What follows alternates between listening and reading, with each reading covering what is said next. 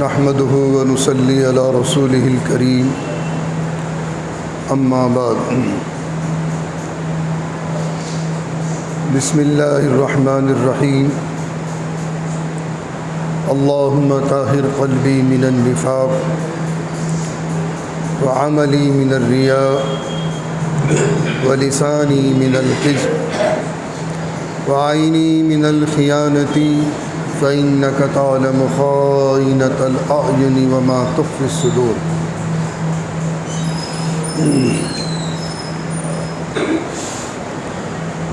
عزیزان گرامی،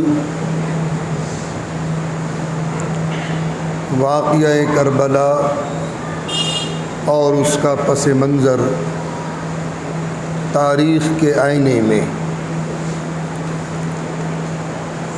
آج کے درس میں تیسری قسط انشاءاللہ آپ کے سامنے آئے گی۔ یزید کی ولی عہدی اور سیدنا حضرت مغیرہ بن شعبہ رضی اللہ تعالیٰ عنہ کے کردار پر مورخین کے بے بنیاد الزامات، یہ آج کے درس کا موضوع ہے۔ سن 56 ہجری میں سیدنا حضرت امیر معاویہ رضی اللہ تعالی عنہ نے اپنے انتقال سے 4 سال پہلے یزید کو اپنی ولی عہد بنانے کا ارادہ کیا تھا۔ حضرت سیدنا مغیرہ بن شعبہ پر مورخین نے جو بے بنیاد الزامات لگائے کہ یزید کی ولی عہدی کے لیے آپ نے پیشکش کی تھی، یہ غلط ہے۔ سب سے پہلے میں سیدنا حضرت مغیرہ بن شعبہ رضی اللہ تعالیٰ عنہ کی شخصیت کو آپ کے سامنے پیش کر دوں۔ سن 6 ہجری میں صلح حدیبیہ کے موقع پر بیعت رضوان میں شامل ہونے والے آپ بھی ہیں، اور جس بیعت رضوان کے تعلق سے قرآن کریم شاہد ہے، لقد رضی اللہ عن المؤمنین اذ یبایعونک تحت الشجرہ، اللہ ایمان والوں سے راضی ہے جنہوں نے آپ کے ہاتھ پر بیعت لی۔ حضرت سیدنا مغیرہ بن شعبہ رضی اللہ تعالیٰ عنہ بھی بیعت رضوان میں بیعت لینے والوں میں حضور کے دست مبارک پر شامل ہیں، اللہ راضی ہے ان سے۔ جن مورخین نے بے بنیاد الزامات لگائے، اپنے گریبان میں جھانک کر دیکھ لیں کہ وہ کتنے دودھ کے دھلے ہوئے ہیں۔ دوسری شخصیت، ان کا مقام کیا ہے؟ صلح حدیبیہ کے موقع پر جب قریش مکہ سے ایک معاہدہ ہو رہا تھا اور اس معاہدے کی نمائندگی کے لیے قریش مکہ نے حضرت عروہ بن مسعود ثقفی کا انتخاب کیا۔ یہ چچا ہیں حضرت مغیرہ بن شعبہ کے، حقیقی چچا۔ طائف اور مکے میں ایک صاحب حیثیت انسان تھے، ان کا ایک کردار تھا، ان کا ایک مقام تھا، اور بولنے والے بھی تھے۔ کہ چونکہ سیاست کا ایک پہلو یہ بھی ہے کہ جو زیادہ چرب زبان ہوگا سیاست میں اس کی کامیابی ہے۔ بے تکا لفاظی پن، چرب زبانی جس کو آئے گی وہی سیاست میں کامیاب ہے۔ قریش مکہ نے عروہ بن مسعود ثقفی کا انتخاب کیا، ایک نمائندہ بن کر، ایک سفیر بن کر، ایک ایلچی بن کر حضور پاک علیہ السلام کی خدمت میں پہنچے۔ حضرت سیدنا مغیرہ بن شعبہ رضی اللہ تعالیٰ عنہ آہنی خوت پہنے ہوئے ہیں، جو جنگی لباس ہوتا ہے،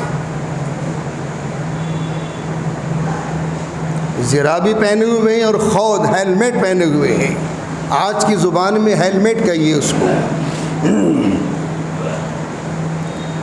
ہتھیار سے لیس،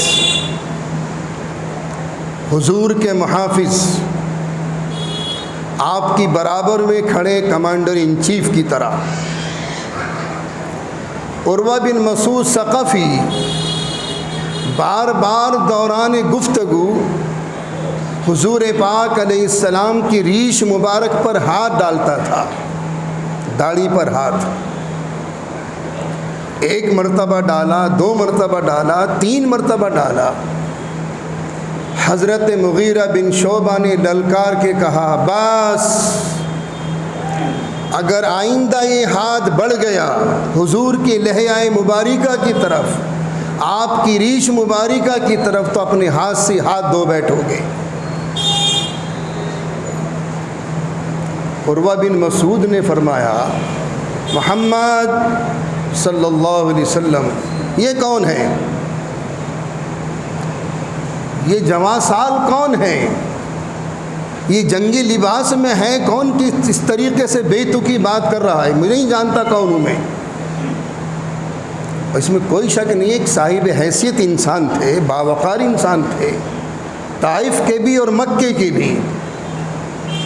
حضور پاک صلی اللہ علیہ وسلم نے ارشاد فرمایا، عروہ یہ تمہارا بھتیجا مغیرہ بن شعبہ ہے۔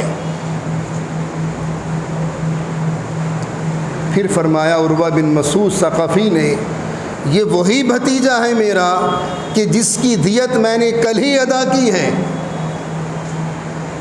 یعنی اسلام سے پہلے بہت سے خون کر چکے تھے، اما خون کا بدلہ ہے تو خون ہے، جان کا بدلہ جان تھا، قصاص یا پھر دیت تھی۔ کئی دیتیں میں ادا کر کے آیا ہوں، اسے اپنی چچا کے سامنے بولنے کا سلیقہ نہیں ہے، میں اس کا محسن ہوں۔ ایک کردار تو حضرت مغیرہ بن شعبہ کا یہ ہے۔ دوسرا کردار، سن 9 ہجری میں طائف میں جو سب سے بڑا صنم خانہ تھا، بت کدہ، اور اس میں جو سب سے بڑا بت تھا جس کا نام تھا لات، سورہ نجم میں بھی ان کا ذکر موجود ہے۔ صبح کو درس تفسیر میں آئے تو پتہ چلے قرآن میں کیا کیا ہے۔ اس وقت تو ہمیں سونے سے فرصت نہیں۔ ایک دور تھا ہمارے سماج کا کہ فجر کے بعد گھروں سے قرآن کریم کی تلاوتوں کی آواز آتی تھی۔ آج ایسا لگتا ہے کہ قبرستان بنے ہوئے ہیں، اگر آئے گی تو گانوں کی آواز آئے گی، قرآن کی نہیں آئے گی، تلاوت کی نہیں آئے گی۔ اور یہ سماج بہت بے رہ روی کی طرف گامزن ہے۔ اللہ ہم سب کی حفاظت فرمائے۔ تو اس وقت میں سن 9 ہجری میں اس بت کو توڑنے کے لیے آقا نے جس شخصیت کا انتخاب کیا تھا وہ حضرت سیدنا مغیرہ بن شعبہ رضی اللہ تعالیٰ عنہ کی ذات بابرکت تھی۔ گائے طائف میں جو سب سے بڑا بت تھا اس کو چکنا چور کر کے آ گئے۔ ایک اور صحابی تھے، 2 صحابی تھے۔ یہ تیسرا کردار ہے۔